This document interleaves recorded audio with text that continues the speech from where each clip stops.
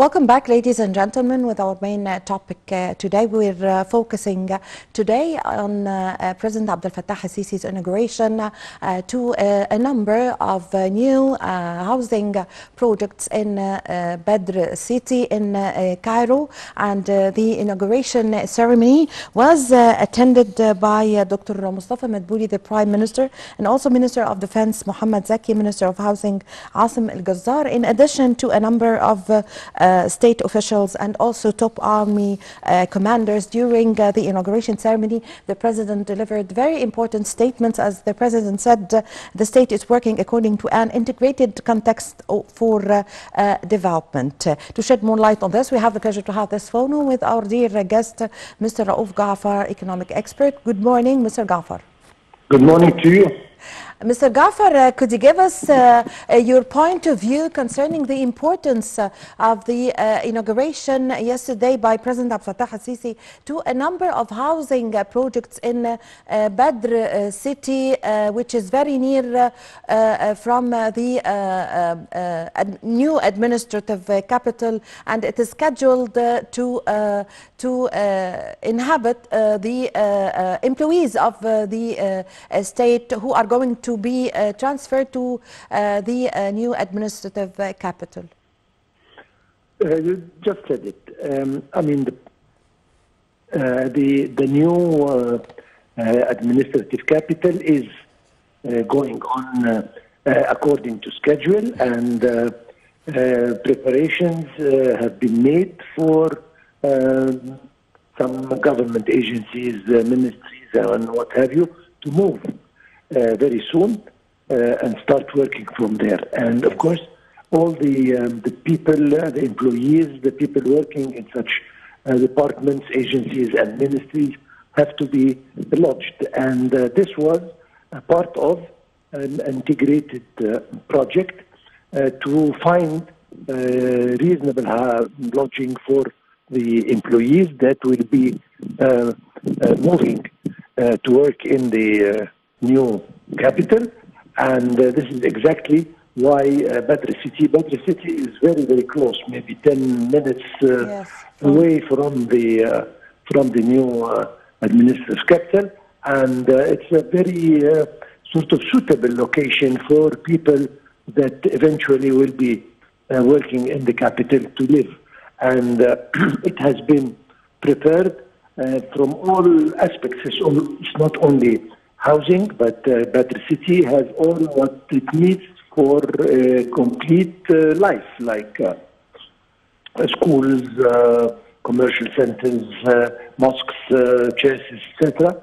And as I said, this is a part of a big project to move the people that will be working in the new administrative capital to nearby housing locations, so that they can move and commute easily and quickly from where they live to where they work. Yes. So, Mr. Gaffar, as an economic expert, how do you see the importance of this new housing project in the Badr City that President Abdel Fattah al-Sisi have inaugurated? How do you see it's important from the economic level in helping the citizen or solving the problem of the finding apartments for citizens?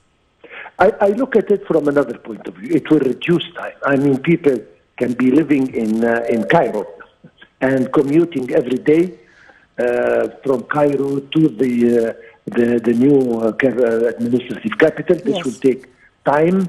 This will consume fuel and what have you. But having them in a close-by area means they will reduce time, they will reduce consumption of fuel, etc., which of course reflects on the economy directly.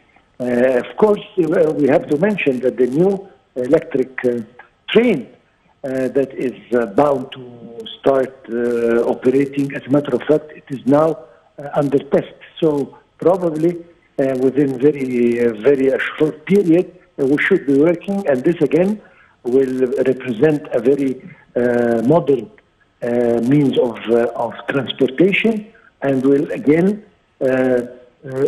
help in moving such employees and workers from their residential areas in Badr City to their work in the administrative capital. Yes. I repeat, it is all within a big context of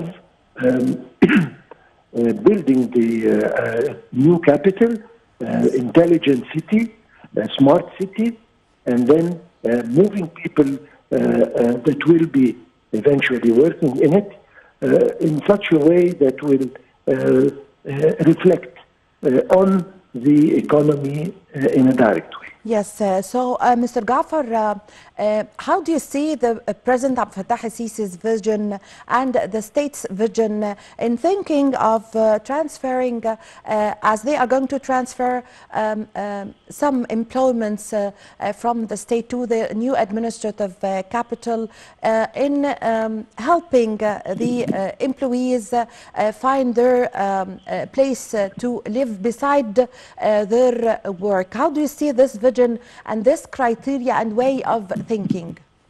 Well, this is the scientific, modern way of thinking. Yes. There is no sense in having somebody living at 1 hour distance from his work to his home. It is 10 times more practical to have him work very close to his home, to his work. And mind you, this is not only happening in the new administrative capital. I mean, of course, the president inaugurated yesterday the housing, one of the housing projects in Badr City. But I think that this is a system that would be applied in the new Alamein city, in all the new cities, smart cities that are undergoing. People that will be eventually working in such cities will have their housing close by, and this is the way it is done in all the modern world. So we will not be any different, and we will follow the patterns that were followed scientifically, intelligently by all the modernized world, and we will follow suit and be part of it. So once again, I repeat, it is very, very important to make it easy for the people that will be working in the new administrative city to live nearby and to move their families into the new housing communities where they can live comfortably, respectably, and at the same time be close to where they work. Yes, so Mr. Gaffar, during the inauguration ceremony, President Abdel Fattah al-Sisi delivered or gave very important statements. As the President said that the goal of the national projects that are implemented by the state is improving the living conditions of citizens and also to change give Egypt a bright future. What's your comment? Sure. I mean, as soon as the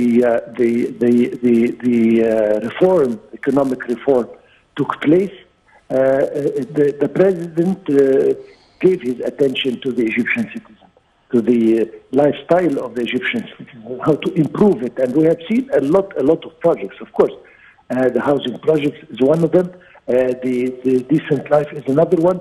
So I mean, the attention now of the administration, of the president particularly, is towards the well-being of the Egyptian individual, and this is, of course, within the context of building a new Egypt. As a matter of fact, we are now hearing about the new republic, so it means that we are moving into a new era where the person has the value he deserves, and at least should live comfortably, be given the respectable housing,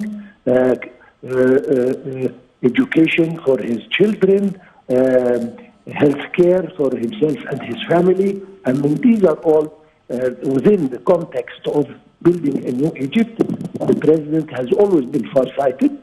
He has made plans for Egypt 2030. Not only that, but now we are talking about 2040, 2050. So, I mean, this future vision is always helpful and is always needed in order to develop our country in the right way.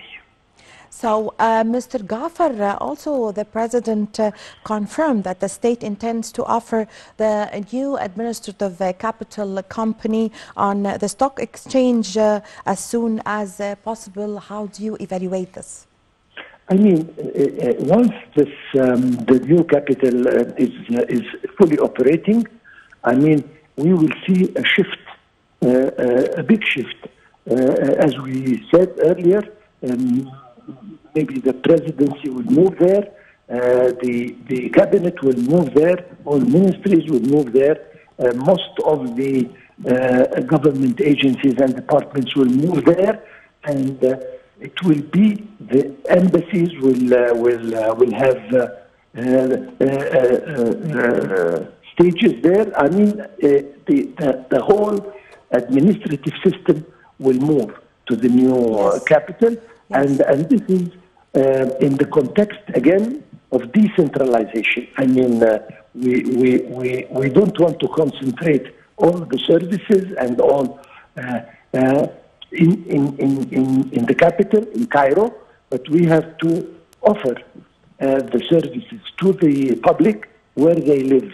So instead of somebody traveling hundreds of kilometers to get a paper issued from a government agency, this government agency will go to him and be nearby so that he can again reduce time, effort, energy, and what have you. And this is exactly the concept of the industrialized world, of the modernized world, where the individual is the most important thing in the community, and everybody is circling around to provide him with all the services and needs he wants. Yes, Mr. Gaffar, also the President raised a very important point as the President stated that the projects that are carried out by the Ministry of Housing does not aim to compete with the private sector, however, rather an attempt to create a balance between what is required at the state level and what is being proposed. How do you see the importance of this point? Well, I mean, although the President has repeatedly said that the private sector is representing 70 or 75% of the amount of investments and development, however, the private sector is mostly concerned with the maybe above average buildings, the luxury buildings, etc., etc. But the concern of the government is to provide housing for the low-cost housing for the middle-class people, for the people that cannot afford to buy luxurious houses and pay high prices. So there is a balance between the private sector and the public sector as far as the construction and development is concerned. These are directed into a category of clients, and this the government is giving all the attention to the normal citizens that deserve a better life. Yes, Mr. Gaffar, how do you evaluate the efforts that is exerted by the state in meeting the needs of housing amid population growth? In general, there are several projects, of course, also the project of Al Asmarat, of course, that solve the problem of the slums or rural areas. Sure. I mean, as I said, a huge effort. It's a big challenge. People living conditions was deplorable. Most of them, as you rightly said, lived in slums, and this has to change.